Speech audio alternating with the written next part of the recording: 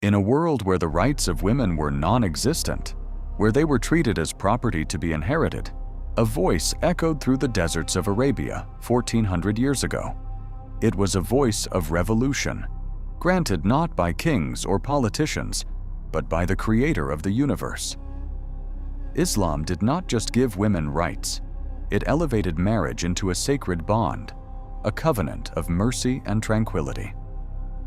In the Holy Qur'an, Allah describes this beautiful connection, stating that He created for you mates from among yourselves, that you may find tranquility in them, and He placed between you affection and mercy. But what exactly does this mean in daily life? What are the sacred protections guaranteed to a wife by divine law?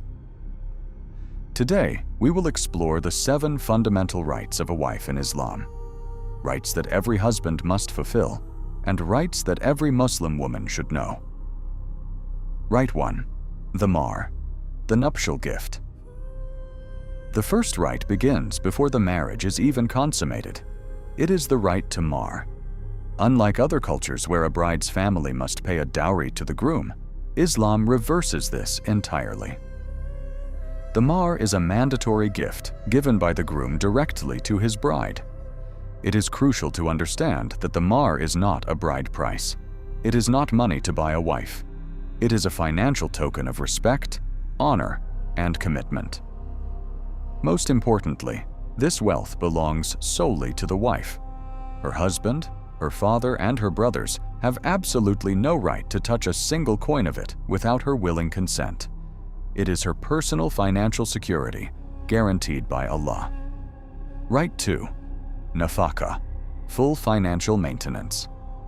The second right is nafaqah, the right to full financial maintenance. In Islam, the financial structure of a family is crystal clear. The husband bears the entire financial burden of the household. He is legally and religiously obligated to provide shelter, food, clothing, and medical care for his wife, according to his financial capability. Even if the wife is a wealthy businesswoman, a millionaire, or earns more than her husband, she is not required to spend a single dollar on rent, groceries, or bills. Her money is hers alone to keep, invest, or spend as she pleases. Her husband's money, however, is a shared resource for the family's survival and comfort. Right 3. Al-Mu'ashara bil Ma'ruf, kind and honorable treatment.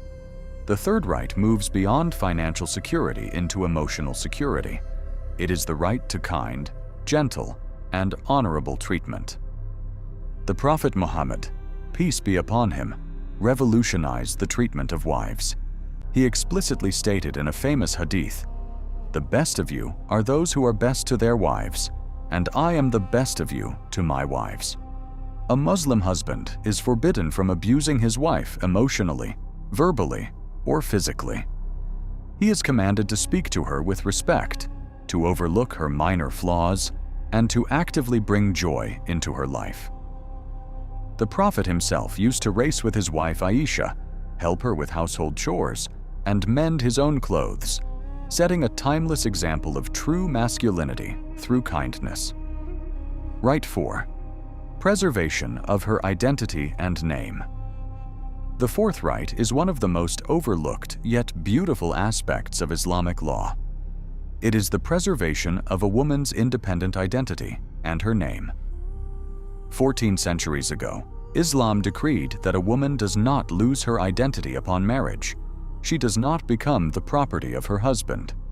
Because of this, a Muslim wife keeps her own legal identity, her own property rights, and her own lineage.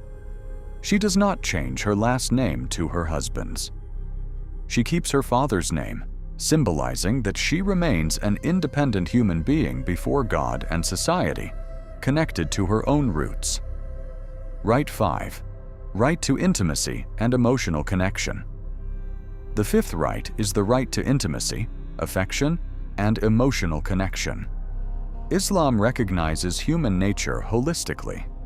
Marriage is not just a financial contract, it is an emotional and physical sanctuary. A wife has a divine right to physical intimacy and affection from her husband. The scholars of Islam emphasize that a husband cannot neglect his wife physically or emotionally. He must fulfill her marital needs and ensure her happiness within the privacy of their home. This right protects the sanctity of the marriage, ensures mutual satisfaction, and fosters a deep bond of love that shields both partners from the temptations of the outside world. Right 6. Her own separate living space. The sixth right is the right to a separate accommodation. Islamic law protects the privacy and mental peace of a wife. She has the right to demand her own living space, free from the constant intrusion of her husband's extended family or in-laws. While taking care of parents is highly virtuous in Islam, a husband cannot force his wife to live in a toxic, crowded environment where she lacks privacy and independence. At the very least, she is entitled to a private room with its own bathroom and kitchen utilities where she can feel completely safe, relaxed, and queen of her own domain. Right 7.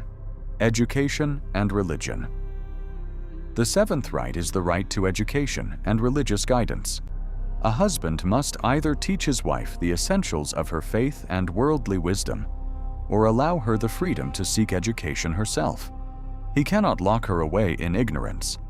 When we look at these 7 rights collectively, mahr, financial support, kind treatment, independent identity, intimacy, private housing, and education, we realize the true station of a wife in Islam. She is not a servant. She is a partner. She is a protected soul under the law of Allah. If Muslim husbands truly implemented these 7 divine rights today, marriages would be unbreakable fortresses of peace.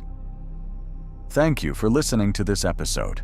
If this historical and spiritual journey touched your heart, please subscribe, leave a comment below, and share this message of truth. Until next time, Assalamu alaikum.